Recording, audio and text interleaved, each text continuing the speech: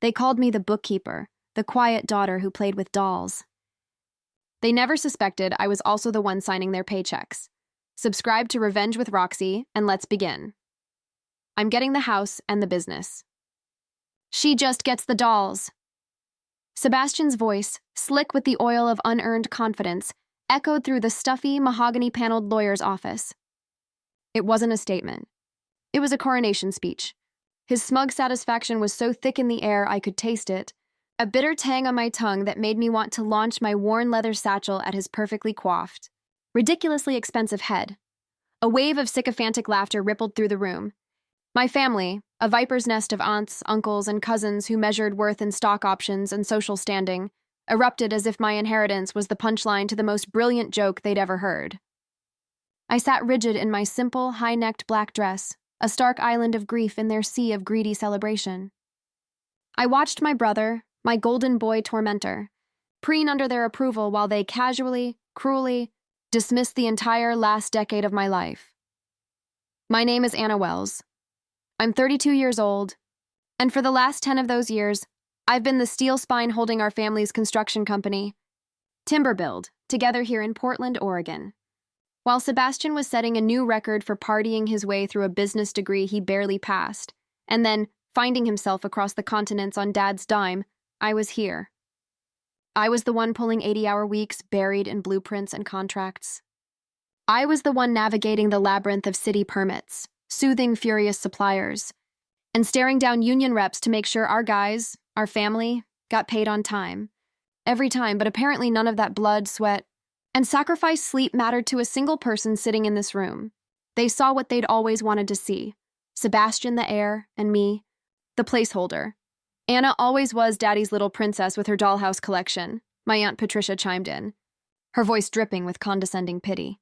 She dabbed at her perfectly dry eyes with a pristine lace handkerchief that had never seen an actual tear. It's a comfort to know Sebastian understands business. I bit the inside of my cheek, so hard I tasted the sharp metallic tang of blood.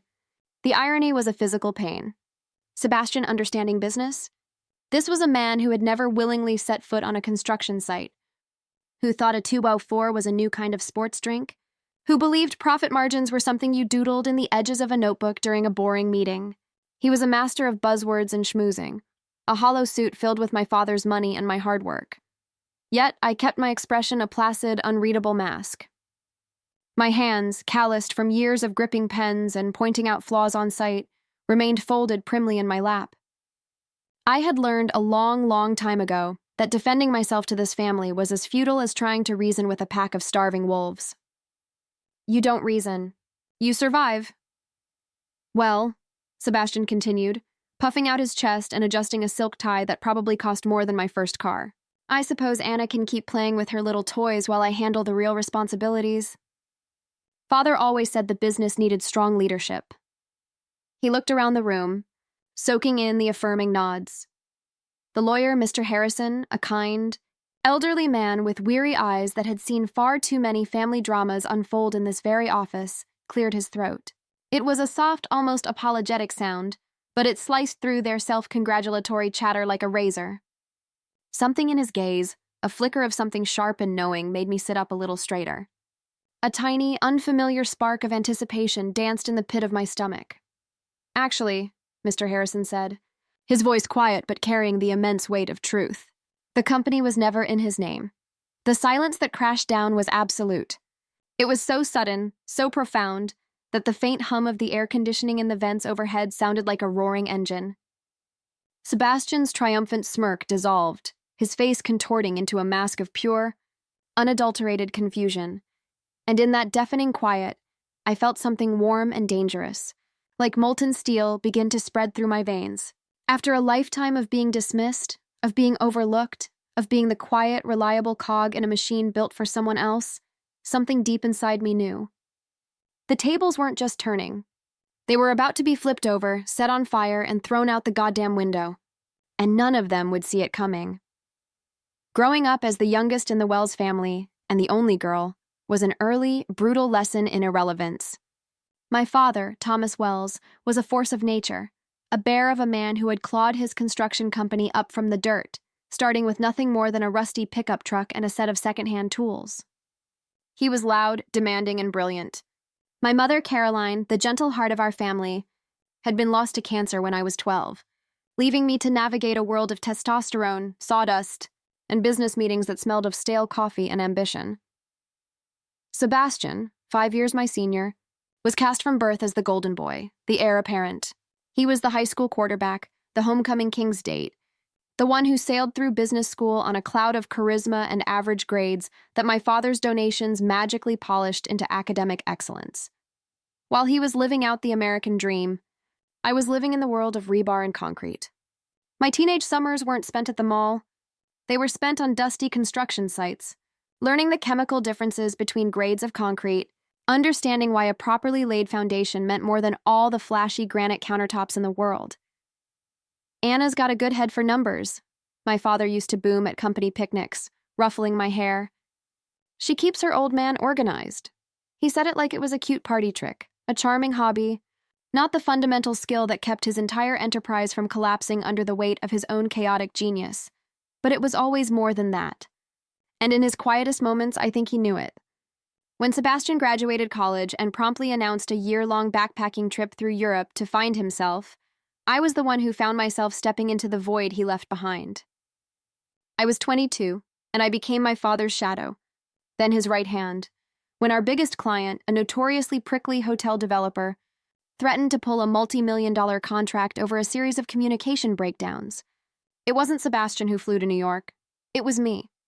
I spent 3 days locked in a boardroom, armed with spreadsheets and a deep understanding of the project's every nuance, and I salvaged the relationship. When we were on the verge of losing 3 of our most experienced foremen to a rival company, it was I who sat down with them, listened to their grievances, and completely restructured our benefits package to convince them to stay. I learned to read architectural blueprints like they were novels. I could quote zoning laws and OSHA regulations in my sleep. I could negotiate with hardened union representatives until they were eating out of my hand. I could walk onto any of our job sites and, within 5 minutes, spot the safety violation, the quality issue, or the scheduling conflict that would cost us tens of thousands of dollars down the line. Sebastian, in stark contrast, had graced exactly 2 construction sites with his presence in his entire adult life. The first time, he complained about the mud on his Italian loafers. The second, he asked if the workers could keep it down because he was on a call. Sebastian will take over when I retire, my father would declare at every holiday gathering, and the family would nod in unison, their faces alight with approval. He's got the Wells leadership gene. What they called leadership, I recognized as a potent cocktail of charm and profound laziness. Sebastian could woo a potential client over a $500 steak dinner, but he couldn't read the contract they signed to save his life. He looked impeccable in a custom-tailored suit and could speak with booming confidence about synergy and market positioning, but he had no earthly idea what it actually cost to pour a foundation, frame a house, or run a payroll for 50 families. Still, I worked. I kept my head down, I solved the problems, I managed the crises, and I built the relationships with suppliers and subcontractors that were the lifeblood of our company. I told myself that my work would speak for itself. Someday they would have to see. They would have to acknowledge the sacrifices I had made for the business we all claimed to love. Looking back now, sitting in that suffocating lawyer's office, the stunned faces of my family reflected in the polished mahogany, I realized the truth. My father had seen it all along. The only question was what he had decided to do about it. The night he passed away, just 3 months before this fateful meeting, I was the one by his side, holding his large, calloused hand in the sterile quiet of the hospital room. Sebastian was at a conference in Miami, which, judging by his social media, involved more yachts than boardrooms. By the time he deigned to fly back, the funeral was already arranged, the eulogy already written. "You've been my right hand, Anna," my father had whispered during a rare moment of lucidity in those final hazy days. His voice was a dry rasp, a shadow of its former boom. "You understand this business better than anyone. Better than me, even." I'd squeezed his hand, my throat tight with unshed tears, and told him not to worry about work, that everything would be fine. But his eyes held a strange weight, a desperate urgency, as if there was more he needed to say. His gaze kept drifting to the worn leather briefcase in the corner of the room, the one that was practically an extension of his arm during business hours. "Anna," he'd said. His voice so faint I had to lean in, the smell of antiseptic sharp in my nostrils. "The dolls? Your grandmother's collection. It's not just about sentiment. Remember that." At the time, lost in the fog of grief, I assumed he was speaking of their emotional value. My grandmother's antique doll collection was a family legacy, passed down through generations. I'd always found their glass eyes and porcelain smiles slightly creepy, but I respected their history. They were exquisite, handcrafted pieces, some dating back to the 1800s, silent witnesses to a century of our family's history.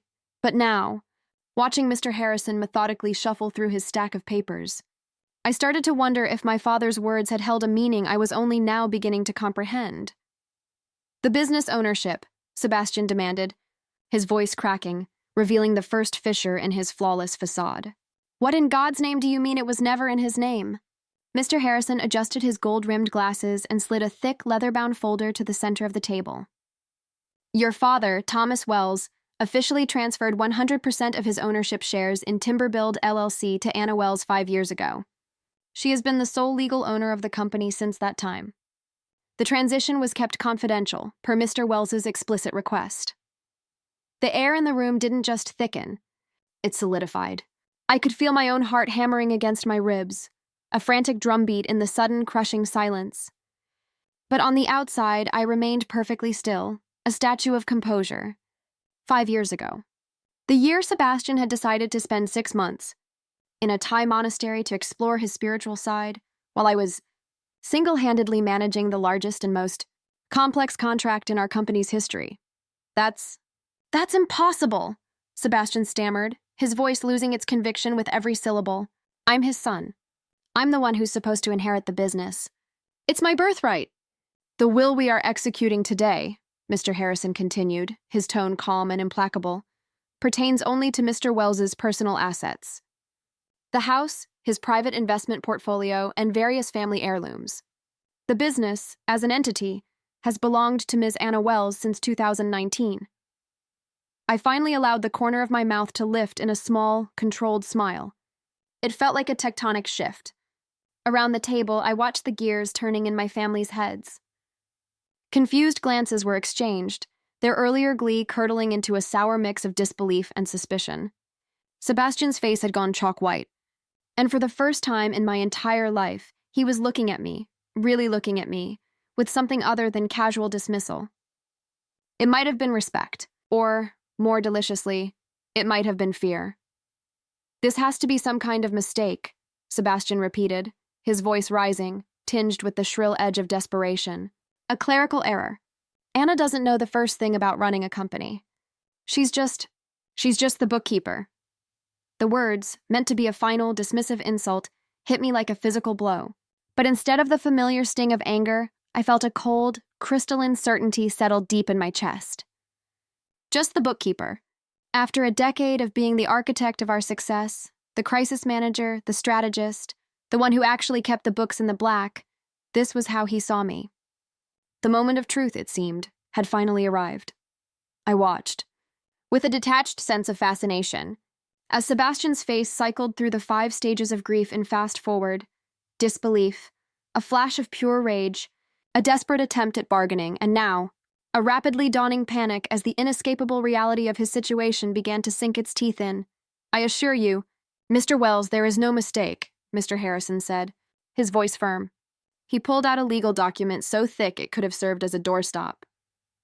"Ms. Wells has been the sole owner and acting CEO of Timberbuild since September 15, 2019. Your father initiated this transfer as a strategic move to protect the business from potential creditors and, in his own words, to ensure continuity of operations under experienced management." Experienced management. The words were sweeter than any victory I could have imagined. I had spent years sitting silently in meetings while Sebastian droned on, using buzzwords he'd learned in a textbook, taking credit for projects I had bled for, and patiently enduring his condescending explanations of basic business concepts I had mastered before he'd learned how to balance a checkbook. But I went to business school. Sebastian protested, his voice cracking. It was his trump card, the one he had played his entire life, as if a piece of paper could outweigh a decade of dirt under the fingernails experience. With a 2.8 GPA, I said quietly. It was the first time I had spoken since Mr. Harrison had dropped his bombshell. The room fell silent. Every head swiveled in my direction as if I'd suddenly grown a second one. Aunt Patricia's perfectly painted mouth fell agape. My cousin Jake actually dropped his china coffee cup, the clatter against the polished hardwood floor echoing in the stunned silence. No one moved to clean it up. Anna, my stepmother, Diane, said sharply, her tone laced with a lifetime of practiced disapproval. That's no way to speak to your brother. You're right, I replied, a strange calm settling over me. I pushed my chair back and rose to my feet, feeling the strength in my legs, the solid ground beneath me for the first time since we'd entered this office. I should probably use his proper title. I turned my gaze fully on my brother. Sebastian, as the owner of Timberbuild, I would like to formally thank you for your years of minimal and largely decorative contribution to our company's success. I could see Sebastian's hands trembling. The golden boy, the man who had been handed a life on a silver platter, was finally confronting a world where his charm was useless, where his connections couldn't save him. This was a reality forged in steel and concrete, and he was utterly, hopelessly lost. This is ridiculous, he sputtered, but the words lacked their usual confident bluster. Father would never... He knew I was going to take over. We talked about it all the time. You talked about it, I corrected, my voice level and clear. He listened. There is a profound difference. Mr. Harrison, ever the diplomat, cleared his throat. Perhaps I should explain the full scope of the business transfer. Ms. Wells, your father was exceptionally thorough. He looked at me, a glimmer of respect in his old eyes. Would you like me to continue reading the details? I gave a slow, deliberate nod and settled back into my chair. For the first time in as long as I could remember, I felt like I was exactly where I belonged. Around me, my family sat in a stunned, silent tableau, their earlier celebration a distant, bitter memory as they struggled to grasp the sheer magnitude of how completely they had misjudged everything. The transfer, Mr. Harrison continued, his voice resonating with legal finality, included all business assets, active and pending contracts, all physical equipment, and all intellectual property associated with the Timberbuild brand. Ms. Wells also assumed full responsibility for all business debts and financial obligations, which, I might add, she has been managing with remarkable success for the past 5 years. Company valuation, for the record, has increased by approximately 40% under her leadership. Sebastian made a noise somewhere between a gasp and a choke. I risked a glance in his direction. His face had shifted from pale to a sickly shade of green. A 40% growth wasn't a fluke. It was the direct result of strategic acquisitions I had pushed for, of streamlined processes I had implemented, and of countless 18-hour days he had never even bothered to acknowledge. Now, Mr. Harrison said, closing the folder with a soft, definitive thud, shall we continue with the distribution of the personal estate? The rest of the reading felt like watching a slow-motion car crash. Sebastian inherited the sprawling family house, which sounded grand until Mr. Harrison coolly mentioned the outstanding mortgage balance of over $300,000. He also received my father's personal investment portfolio, which, as I knew from managing Dad's finances, had been severely depleted over the past decade to fund Sebastian's various failed business ventures and luxurious, soul-searching vacations. And finally, Mr. Harrison announced, looking over his glasses at me, the antique doll collection goes to Anna, along with all associated documentation and professional appraisals. Sebastian actually let out a short, barking laugh. It was a brittle, desperate sound. See? He exclaimed, looking around the room for validation. I told you. She gets the dolls. At least some things in this world still make sense. Sebastian actually let out a short, barking laugh. It was a brittle, desperate sound. See? He exclaimed, looking around the room for validation. I told you. She gets the dolls. At least some things in this world still make sense. I held my expression as neutral as a slab of concrete, but inside, a current of pure, unadulterated anticipation was thrumming through me. My father's final words echoed in my mind. It's not just about sentiment. Documentation and appraisals. The words he had whispered, which had seemed so insignificant at the time, now felt like keys to a hidden lock. "Mr. Harrison," I said, my voice carefully measured, "could you please elaborate on the appraisals for the collection?" The elderly lawyer's lips curved into a smile, and I saw a definite flicker of mischief in his eyes. He knew. He had known all along. "Certainly, Ms. Wells. Your grandmother's collection consists of 47 individual pieces, including several exceedingly rare Jumeau dolls from the 1870s and a complete, mint-condition set of early Madame Alexander Dion quintuple dolls. The most recent appraisal, completed just last year, valued the collection at a conservative $512,000. The silence that fell this time was different. It wasn't just shock. It was the sound of jaws hitting the floor, the sound of greed turning to ash in their mouths. Sebastian's desperate laughter died in his throat, replaced by a strangled gasp. He stared at me, his eyes wide with the dawning horror of a man who had just realized he'd been playing checkers while his opponent was executing a flawless checkmate. $500,000? Aunt Patricia whispered, her voice barely audible. For dolls? Antique dolls are a very serious investment class, Mr. Harrison explained patiently, as if to a room full of children. Ms. Wells's great-grandmother began the collection in the 1920s, and each subsequent generation has added carefully selected, appreciating pieces. Your father was quite proud of Anna's intimate knowledge of the collection's history and its market value, and it was true. I had been the one who sat for hours, listening to my grandmother's stories about each doll, who helped her meticulously research their origins and preserve their delicate condition. While Sebastian was rolling his eyes and making jokes about creepy old toys, I had been absorbing a masterclass in craftsmanship, historical significance, and market appreciation. So, let me get this straight, Sebastian said slowly, his voice tight with a panic he could no longer conceal. Anna gets a business worth millions plus $500,000 in antiques. And I get a house with a crippling mortgage? You also get father's truck, Diane offered weakly, as if a 10-year-old pickup with a failing transmission could somehow balance the scales. The timber build company, Mr. Harrison added, consulting his notes with a theatrical flourish, was appraised last month at a net value of $2.3 million. As majority owner, Ms. Wells has been managing the company's finances, operations, and strategic planning for the past 5 years. I watched Sebastian do the mental arithmetic, his face a canvas of dawning realization and utter defeat. $2.8 million, plus the immeasurable satisfaction of finally being seen. Meanwhile, he was saddled with a house he couldn't afford and a truck that was a liability. "This can't be legal," he said, his voice pleading now. "There has to be something we can do. She must have tricked him somehow."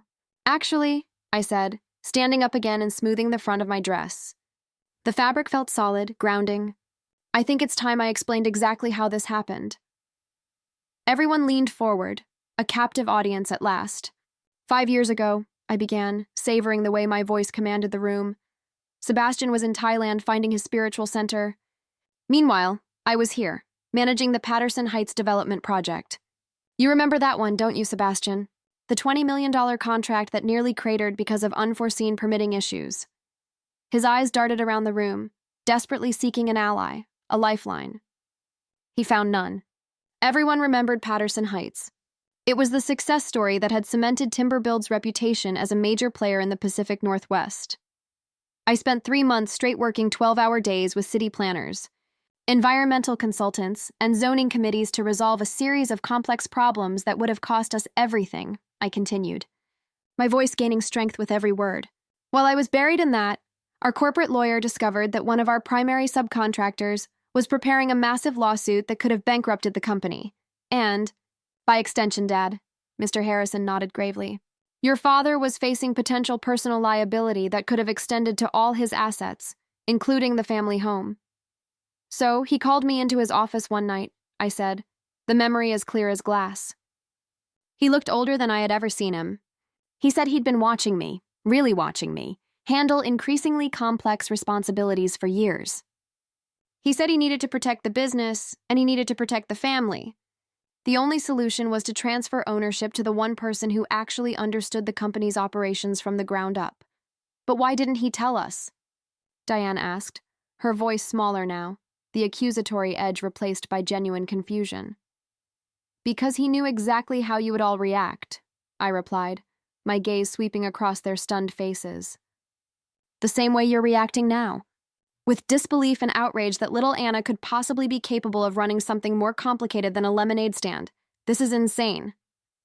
Sebastian finally found his voice again. You can't just give away a multi-million-dollar company without a family discussion. He didn't give it away, I said, and for the first time, I let the cold steel I'd been holding back enter my voice. I earned it. I earned it with every 18-hour day, every crisis I averted, every sleepless night I spent worrying about payroll. I earned it with every relationship I built with our clients and suppliers while you were posting glamour shots from beach resorts in Bali. I was making sure our workers, our people, had jobs to come back to. I reached into my satchel and pulled out my own folder, a thick, meticulously organized binder I had brought with me, just in case. I placed it on the table with a solid, satisfying thud. I have 5 years of financial records showing consistent, aggressive growth under my management. I have written testimonials from our largest clients, our longest-serving suppliers, and our most senior employees. I have documentation of every major decision I've made and every single problem I've solved. It's all right here. Mr. Harrison peered at the binder, a look of genuine admiration on his face. Your father mentioned you were thorough, Anna, but I had no idea you had compiled such comprehensive records. I looked directly at Sebastian, letting the full weight of my next words land on him. I learned very early that in this family, if you want credit for your work, you need to document everything. Otherwise, you risk watching someone else step up and claim the victory. The room fell silent again, but this was a new kind of quiet. It wasn't the silence of shock. It was the heavy, uncomfortable silence of people forced to confront a truth about themselves they didn't want to see, the quiet of dawning shame. So what happens now? Sebastian asked, his voice barely a whisper. The fight finally gone out of him. I looked at my brother, this handsome, charming man who had coasted through his 37 years on a wave of privilege and expectation. He had never once had to question his right to inherit the empire our father had built. For a fleeting moment, a tiny, surprising pang of pity stirred in my chest. I extinguished it without mercy. Now, I said, gathering my papers and my binder. Now you figure out how to make your own way in the world. Just like I had to. I stood up, ready to walk out of that office and into my new life, the life I had built in secret. But before I reached the door, I turned back one last time. Oh, and Sebastian? I paused, letting him meet my eyes. The business isn't hiring right now. The aftermath of the will reading was a symphony of chaos, and I was its silent, satisfied conductor. Sebastian stumbled out of Mr. Harrison's office looking like he'd been hit by a freight train. In the hallway, Aunt Patricia and Diane were already whispering furiously, their voices sharp with words like deceit, unfair, and ungrateful. I walked past them all, my head held high, the heavy folder in my arms feeling less like a burden and more like a crown. Anna, wait! Sebastian's voice echoed in the marble-floored hallway. I stopped just before the elevator doors, turning slowly to face him. His voice had lost all its arrogant timbre. It was thin, reedy, and laced with a desperation I had never heard from him before. We need to talk about this. I studied him, taking in the way his expensive suit suddenly looked 2 sizes too big for him, how his perfect hair was now slightly disheveled, as if he'd been running his hands through it in agitation. What exactly is there to talk about, Sebastian? I asked, my voice dangerously calm. Should we talk about how you never once, in 10 years, asked me a single meaningful question about my work? Or how you just assumed you deserved to inherit a business you never bothered to understand? Or perhaps we could discuss the last hour, during which you repeatedly insulted my intelligence in front of our entire family. He opened his mouth, then closed it again, a fish gasping for air. He knew finally that any answer he could possibly give would only dig his grave deeper. You know what the funny thing is? I continued, stepping into the waiting elevator and pressing the button for the ground floor. I actually would have been willing to work with you. If you had ever shown 1 ounce of respect for what I do, if you had taken just 5 minutes to learn about the heart of this company, instead of just planning how you'd spend its profits, we could have been partners. We could have built something incredible together. I let the words hang in the air between us. But you were too busy waiting to be handed everything to notice that someone else was already doing all the work. The elevator doors began to slide shut, He made a half-hearted lunge forward, his hand outstretched, but I held up my own, palm out, stopping him in his tracks. "Don't," I said, my voice firm and final. "You made your choice a long time ago, Sebastian. You chose to treat me like I was invisible, like my contributions were meaningless. Now, you get to live with the consequences." As the elevator descended, I caught a glimpse of his reflection in the polished brass doors. He was standing alone in the hallway, a solitary figure abandoned by the family members who were now looking at him with the same mixture of pity and disappointment they had once reserved for me. 3 weeks later, I was sitting behind a massive oak desk in my newly redecorated CEO's office at Timberbuild headquarters. The nameplate on my desk, Anna Wells, owner and chief executive officer, still sent a small, thrilling jolt through me every time I saw it. Through the floor-to-ceiling windows, I could see our newest construction site, a groundbreaking sustainable housing development that was set to be featured in the next issue of the Portland Business Journal. It was my project, my design, my vision, my legacy. My assistant's voice crackled through the intercom. "Ms. Wells, there's a Sebastian Wells here to see you. He says he's your brother." I looked up from the architectural blueprints spread across my conference table. A faint smile touched my lips. "Send him in," I said. He entered my office like a ghost. He looked like a man who hadn't had a decent night's sleep in weeks. His clothes were wrinkled, his face was gaunt, and he carried himself with the defeated posture of a man who had finally hit rock bottom and discovered it was harder than he thought. "Nice office," he mumbled, his gaze sweeping over the awards on my walls, the framed photos of completed projects, the architectural certificates I had earned in night school while he was out living his carefree life. "We're expanding into green construction," I replied, my tone polite but distant. I didn't stand. I didn't offer him a chair. It's a rapidly growing market, and we're positioned to become regional leaders in sustainable building practices. He nodded slowly, the information seemingly too much for him to process. "Anna," he said finally, his voice cracking on my name. "I need a job." The words hung in the air between us, stark and pathetic. This was it. The moment I had unconsciously been waiting for my entire life. Sebastian Wells, the golden boy, the heir apparent who had never truly worked a day, was asking his little sister, the bookkeeper, for a handout. "I'm sorry, Sebastian," I said. And to my own surprise, I genuinely meant it. "But we're not hiring." His life unraveled with astonishing speed after that. Word of the dramatic reversal of fortune at Timberbuild spread like wildfire through Portland's tight-knit business community. His carefully crafted reputation as a future leader dissolved overnight when people learned the truth, that he was a fraud who had expected to inherit a company his sister had already been running for years.